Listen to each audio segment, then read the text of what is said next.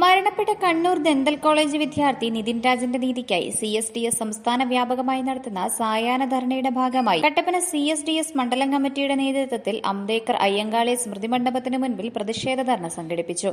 പ്രതിഷേധ ധർണ coordination committee chairman Prashanth Raju ഉദ്ഘാടനം ചെയ്തു. ഇടുക്കി ലൈവ് വാർത്തകൾ നിങ്ങൾക്കായി അവതരിപ്പിക്കുന്നത്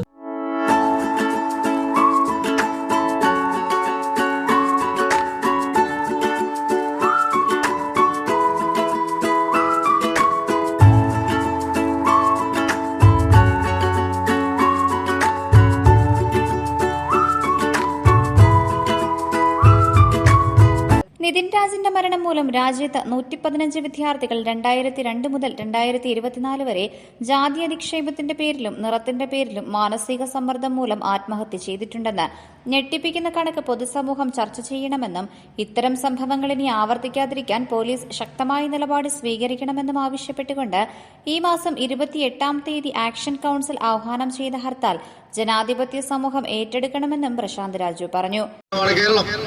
നമുക്കറിയാം എന്തുകൊണ്ടാണ് വിദ്യാഭ്യാസത്തിന് വേണ്ടി വാദിച്ചതെന്ന് ചോദിച്ചാൽ സാധാരണക്കാരുടെ താഴേക്കടയിൽ ജാതീയമായി പിന്നിൽ നിൽക്കുന്നുവെന്ന് വിശ്വസിക്കുന്ന ജനവിഭാഗത്തിന്റെ ഏറ്റവും വലിയ ഉയർച്ചയ്ക്കുള്ള വഴി എന്ന് പറയുന്നത് വിദ്യാഭ്യാസമാണ്. നമ്മൾ നിൽക്കുന്ന ഈ സ്മൃതി മണ്ഡപത്തിന്റെ പിറകിൽ ഇന്ത്യ കണ്ട ഏറ്റവും വലിയ ഒരു മഹാരഥന്റെ ശില്പം നിൽപ്പുണ്ട്. നമുക്കറിയാം അദ്ദേഹത്തിന്റെ സ്കൂൾ കാലഘട്ടത്തിൽ അദ്ദേഹം സ്കൂളിലേക്ക് കടന്നുപോയത് സ്കൂളിൽ പഠിക്കാൻ ചെന്നിട്ട് ആ സ്കൂളിൽ ഒരു ചാക്കും കൊണ്ടുപോയി ആ സ്കൂളിന്റെ സൈഡിൽ ഇരുന്ന് വിദ്യാഭ്യാസം നേടിയ വ്യക്തിയാണ് അദ്ദേഹം പിന്നീട് യുവാവായിരിക്കുമ്പോൾ തന്നെ ബറോഡ രാജാവിന്റെ കയ്യിൽ നിന്നും ആദ്യത്തെ സ്കോളർഷിപ്പ് നേടി അദ്ദേഹം വിദ്യാഭ്യാസത്തിന് പോയി ഈ രാജ്യം കണ്ട 32 ഡിഗ്രികളുള്ള മഹാരഥനായ ഇന്ത്യയുടെ ഭരണഘടനയ്ക്ക് നേതൃത്വം നൽകുന്ന ഡോക്ടർ ബാബാ സാഹിബ് അംബേദ്കറുടെ സ്മൃതി മണ്ഡപത്തിന് മുമ്പിൽ നിന്നുകൊണ്ടാണ് ഇത്തരം ഒരു പ്രതിഷേധത്തിന് ഞങ്ങൾ യഥാർത്ഥത്തിൽ നേതൃത്വം കൊടുക്കുന്നത്. സ്നേഹിതരെ, നമുക്കറിയാം, നമ്മൾ കഴിഞ്ഞ ദിവസങ്ങളെല്ലാം മാധ്യമങ്ങളിലൂടെ വായിച്ചു. ആ മാധ്യമങ്ങളിലൂടെ വായിച്ചു തന്ന കേരളത്തിലെ പോലീസ് ഇന്ന് പുതിയൊരു സിസ്റ്റം കണ്ടുപിടിച്ചിരിക്കുക. അവിടെ നിതിൻ രാജ് ആത്മഹത്യ ചെയ്തത് കണ്ണൂർ SP ഇന്ന് KPMSന്റെ നേതൃത്വത്തിൽ മാർച്ച് നടത്തി. കണ്ണൂർ SP ഭാഷ്യം എന്താ? SP പറയുന്നത് ലോൺ ആപ്പ് എടുത്തതിലൂടെയാണ് ആ ചെറുപ്പക്കാരൻ ആത്മഹത്യ ചെയ്ത. ലോൺ ആപ്പ് എടുക്കാത്ത ആരുണ്ട് കേരളത്തിൽ? ലോൺ ആപ്പ് എടുത്ത ഒരുപാട് ആളുകളുണ്ട്. ലോൺ ആപ്പ് എടുത്ത കാരണം മാത്രമല്ലല്ലോ, ഈ വരും ദിവസങ്ങളിലായി ആ കുട്ടിയുടെ സഹപാഠികളും ആ സ്കൂളിൽ ആ കോളേജിൽ ഇതിനു മുമ്പ് ജോലി ചെയ്തിട്ടുള്ള അധ്യാപകരും അവരുടെ എല്ലാം ഈ മാധ്യമങ്ങളോടും ഈ നാട്ടിൽ അവരുടെ വീട്ടിൽ കെ രാജൻ അധ്യക്ഷത വഹിച്ചു. CSDS സംസ്ഥാന കമ്മിറ്റി അംഗം മോബിൻ ജോണി മുഖ്യപ്രഭാഷണം നടത്തി.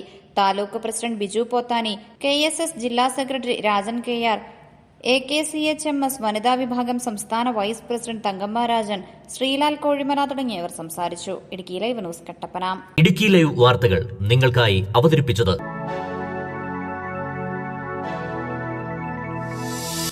Looking for the right beginning for your child? Admissions are now open for 2026 to 2027 at St. Martha's English Medium Nursery School, Kattapana.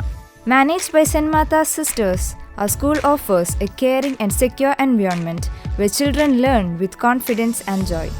With qualified teachers, a CBSE curriculum, engaging cultural activities, and a campus surrounded by natural beauty, we focus on the complete growth of every child. Transportation facilities are available for your convenience. To know more, call 98465 21767 or 99613 23329.